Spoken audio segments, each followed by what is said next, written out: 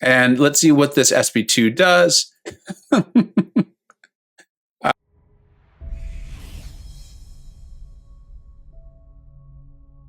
Hey, welcome back to the channel. All right, what you're taking a look at is the fight that opened my eyes to that Stryfe is more than just long form. I think we all agree. He is excellent at the long form content, being like mainly Abyss of Legends.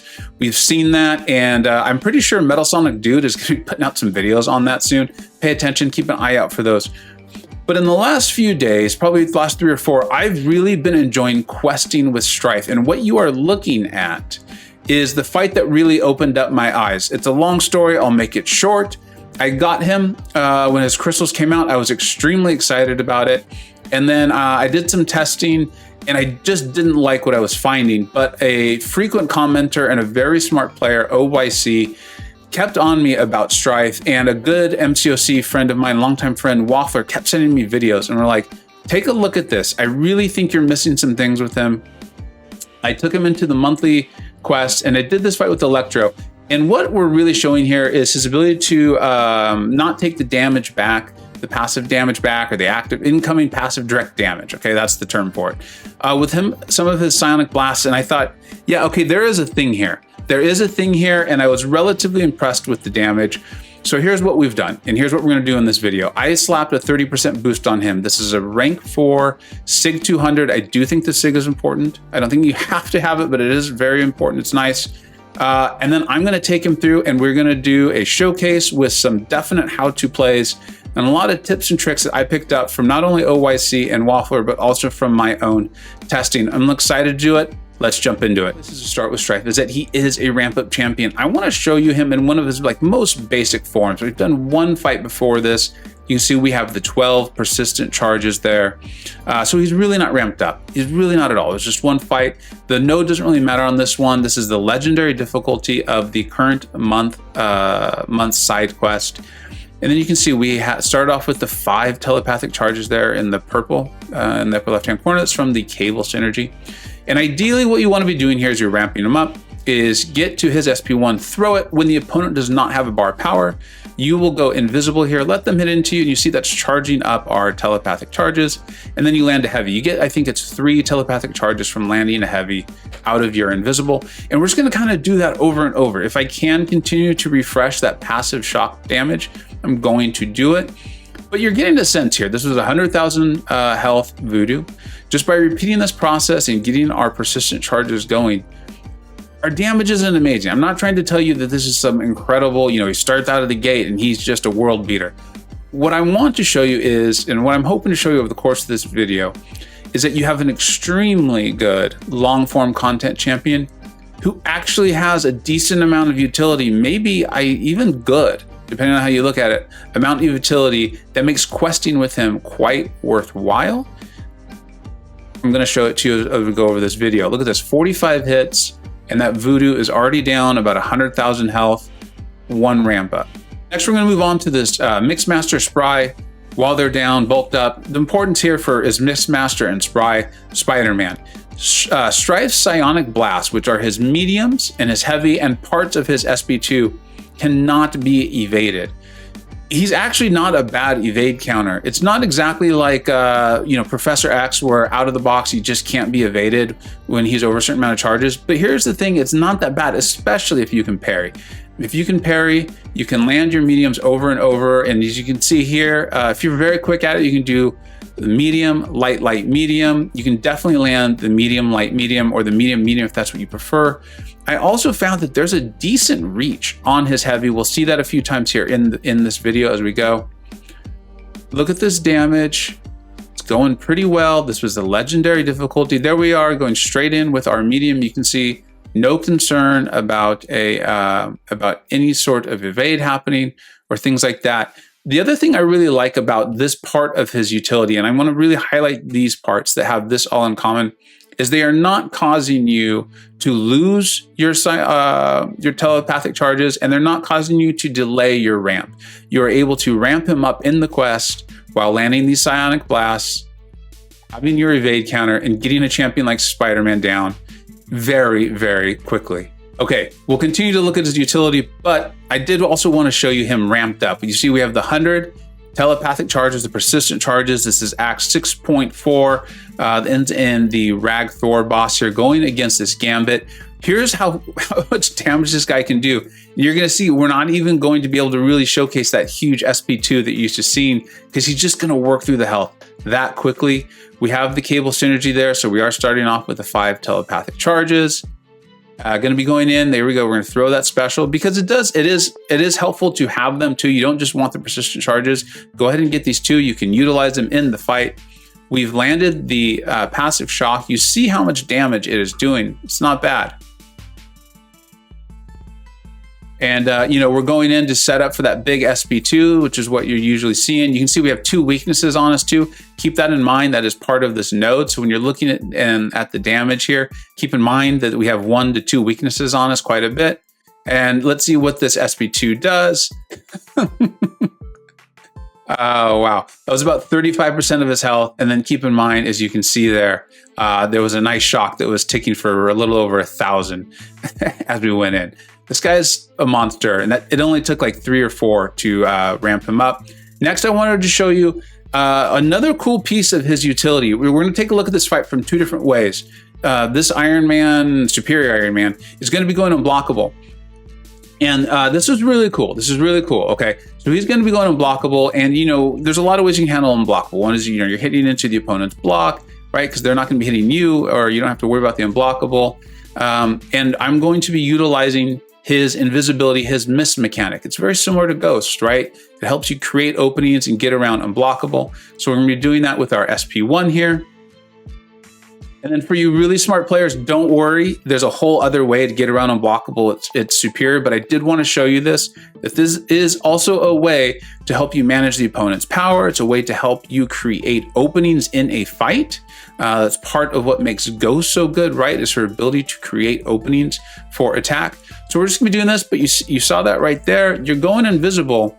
They're going to eventually attack into you. You do need to be aware of it, but you can create those openings. And then also, that was another part of his utility. Obviously, you don't want to get hit, but the fact that he can cause attacks to glance, and then with the awakened ability, some of those glancing hits can be turned into, they cause you to go invisible, which is great damage mitigation. Of course, you don't enjoy losing your ramp, but it's better to be alive and have to do another SP1 than it is to be dead and have to use items. And then we're going to take a look at the next fight, which is this.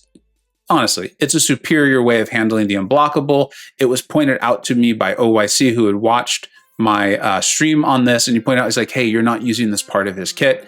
I really appreciate it being brought up to my attention so that we could include it in this video.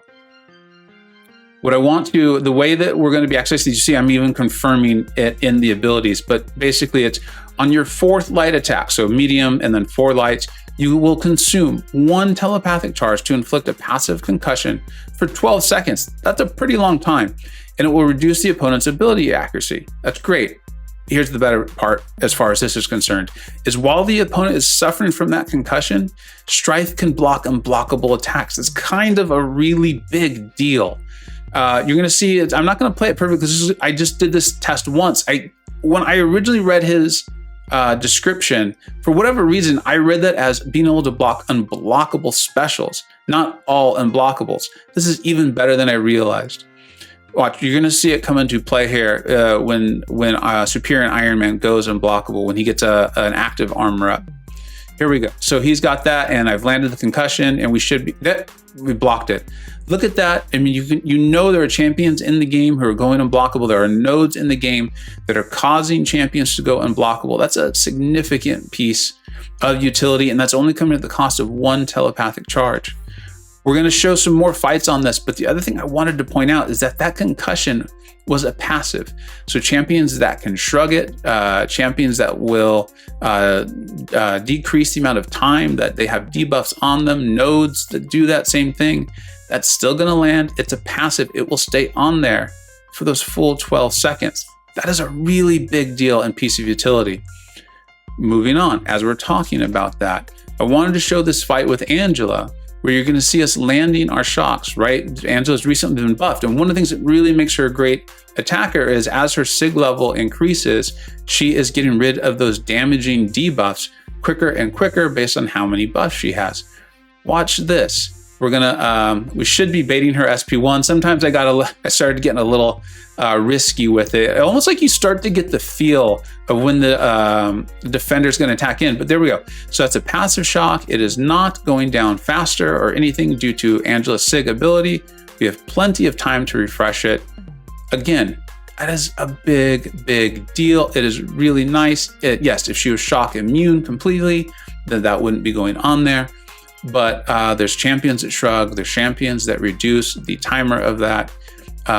And you know, he's going to be fantastic for fights like that. You see, we're utilizing the invisible. And then I think at this point in the game, if I remember correctly, I was starting to feel a lot more comfortable with his heavy too, right? Because you're increasing his telepathic charges by landing heavies and by landing them out of the invisible and also causing missed hits out of the invisible. So there you go. You saw that right there is you can do the same thing with him. You do with so many other champions is you punish the defender's heavy or their specials with your own heavy. And then as you're increasing your health, your power bar, you're increasing your chances to get the telepathic charge from your heavy. So there's more benefit from throwing it here with 2 bars of power than there are from throwing it with 0 bars of power. And that there is a very long reach on his heavy. I was very excited about that, especially in a time where we're continuing to get champions in the game who have the short heavies, and we're starting to notice how not good that is for our attacking. But here we are. So Strife's going to throw this SP3 here, and this fight with Angela will be done quite quickly. There we go. And we're going to get him pretty much all charged up. And then the next fight we'll see actually is that Rag Thor boss. It's a complicated boss. There's a lot going on. All right, now here is that fight against Rag Thor. You're going to notice he's going to start 80% health. Just full transparency. I went in and tried this fight once. I made a bad mistake and got hit by one of his specials, which means instant death, that aspect of death. I really like testing champions on this node, especially champions that don't have power control, because of the node itself and also the way Thor works, you're not going to be able to play your attacker in their ideal rotation. You're going to see how incredibly well Stryfe does here. I did make him a horseman, which means that when he has 20 of those telepathic charges, he's going to go completely unblockable. Apocalypse is an amazing travel partner. I don't think that's like a negative thing here at all, or something that needs to be considered. The only time to consider is if you just don't have Apocalypse, in which case don't make him a horseman. It's fine. Additionally, you're going to see us throw a big SP2 here to end it. When you have a shock on the opponent, the special attack, there's a burst of energy damage that is 80% potency. So it gets an 80% potency when the opponent is shocked. So that really, ideally, in an ideal world, that's how you would land the SP2, is with that shock on. We're not going to be able to do it. Again, just the way the fight worked out and the way the node and Rag Thor work, it just was going to be tough. But look at how well Stryfe is handling this. We're having to work through all of this power gains and things like that, and there's no power control with Stryfe.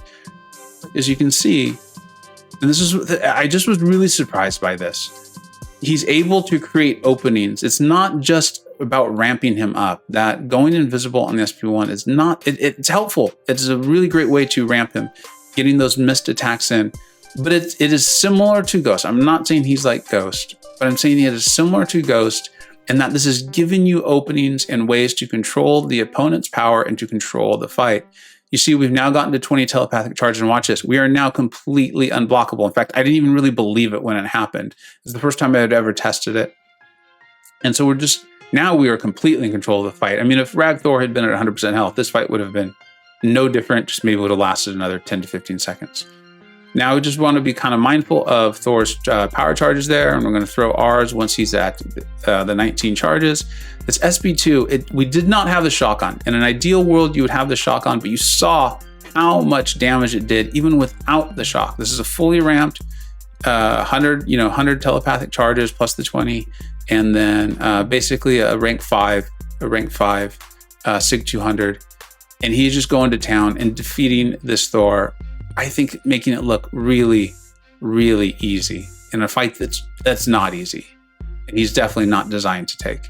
All right, I'd like to talk quickly about the synergies that we were using in this. I do think he fits in extremely well with the synergy team. Of course, Apocalypse is associated with it, so it really should not be a surprise. Apocalypse being so incredibly good himself. And then also, I think we're just aware that synergies work exceptionally well and what Apocalypse can do. This one is interesting because this actually is extremely good for Apocalypse. I might be part of why I'm starting to fall here in love with Stryfe, because I just love my Apocalypse so much. But this is an Apocalypse video, so we're talking about the Stryfe end of this. This is the final hit of the special 2, pauses all shock effects on the opponent for 4 seconds. OYC helped point out to me, if you land the special 2 with the shock on, don't refresh that shock right away. When you refresh it by hitting with your Psionic Blast, right? So let it tick down those 4 seconds. You'll notice it's doing significantly more damage for those initial 4 seconds, and then you can refresh it after that. But this is a nice uptick in the damage. And then I think the real big benefit to Stryfe here is making him a horseman, where we talk a little bit about the horseman abilities and things that come along with that. But in particular, this is what is allowing Stryfe to go unblockable when he has the 20 telepathic charges. Next is this synergy with Hood. Let's see what Hood's rework ends up turning into. I really liked the synergy for Hood when he was reworked. 50% attack increases. I mean, come on, anyone would take that any day of the week. Being invisible is important to Hood, at least it was in his previous iterations, I believe was the word. And this is great for Stryfe because this will allow you just to start the fight invisible. As you saw, that's something you want to do, not only to create openings, but it's helping you charge up, because when the opponent hits into you, you are getting the telepathic charges, and then you can end that with a heavy, which is a guaranteed 3 telepathic charges. This next one is really nice. I particularly like this one because if you're taking along Apocalypse, it's great to have Apocalypse already charged up, and then Cable also obviously himself is so good. This will start Stryfe with the 5 telepathic charges just at the beginning. Again, this just helps with the ramp. These are things that are helping with the ramp. Hood and Cable. You don't have to have them. You don't have to have them, but they're really nice. And if those are quality champions that you enjoy questing with, or can help you in that lane, then why not bring them? And now let's go ahead and take a look at the final thoughts on Stryfe.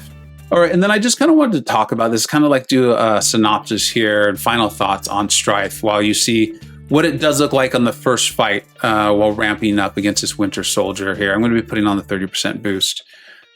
He's obviously excellent for long form content. He's also significantly better at just general questing, story content, event quests, and that sort of thing than I realized. I felt like a lot of his utility, you either needed to choose between doing it or ramping him up. But it's very clear to me that you don't. You have, of course, the unblockable. You have the ability to block unblockables. You have a very, very good, I'd say, evade counter. Going invisible and having the opponent miss is not only helping you charge, but it's helping you create openings in the fight. And you can get into a very, very nice loop in having the defender throw their specials. You're going invisible, you're ramping up Stryfe, which is good, and you're creating an opening for you to then go back in and attack. His 2 debuffs, the concussion and the shock, are passives. They're not active debuffs, which helps you so much with champions who can shrug them, or nodes or champions that will decrease the time that they are on. I do think the awakened ability is very important. It's similar to Aegon's in that if you have them at 6200, it's helping you keep, it looks like 70% of the telepathic charges. There's also some other nice things there in his SIG. I really do like this. He is a pretty high prestige champion if you're looking for prestige. Additionally, and I'm going to just read this. Whenever the opponent glances a basic attack, Stryfe has a 40% at SIG 200 chance to activate his special 1 invisibility. Remember we talked about how he has the chance to cause those attacks to glance. Well, then on top of that, there's now a 40% chance for him to just go straight invisible, which, yes, it will cause you to lose a few of your telepathic charges, but it's going to save you a ton of health, prevent potentially your life, and you don't end up dying. That's a really good thing. I'd be happy to make that trade any day of the week, any fight I ever take. And then also it does help you slightly ramp up faster. So when gaining a telepathic charge from any source other than the SIG ability, Stryfe has a 20% chance at max SIG to gain an additional charge. You saw these synergies there. I've listed them. I think they're all quite good. I'm very happy with that, especially if Hood gets a quality buff. I did not feel like any of them are absolutely have-to-haves. I feel like you have a nice quality champion that you can use without them. This isn't like Cable, who absolutely needs that Apocalypse synergy to do the damage that we've talked about. I really like this champion. I think if you have a massive account, you might not be bringing him in for questing because maybe you just like someone else better. But if you don't have this massive account and you have some of the long form content to do, like Abyss of Legends or things like that, I think he is a very, very worthwhile rank up. Go ahead and check out, I think it was Legacy who did Abyss of Legends stream with him, and I think Karate Mike did Labyrinth of Legends stream with him. You can see how good he is in for the long form content, how much sense he would make for you. And then you see right here, he can be very, very good for questing. He does ramp up, but that initial ramp is not that bad. You're seeing this here with Winter Soldier, and I don't even think I played Winter Soldier that perfectly here. This is going down, and then you saw him in event quests. You saw him in Act 6 there, handling and rinsing opponents and rinsing Act 6 bosses quite easily. He doesn't have immunities. You can add those again, though, through the Horseman ability, at least with the bleed. And I know a lot of people like to play him with suicides because of the Horseman ability. You actually will be healing a little bit, and you're throwing so few specials because his damage is so good. You just don't need to throw many. I like him. Let me know what you think, though, because I know that I didn't like him just like 2 weeks ago. I accepted that he was great for long form content, but now I'm seeing he's very good for short too.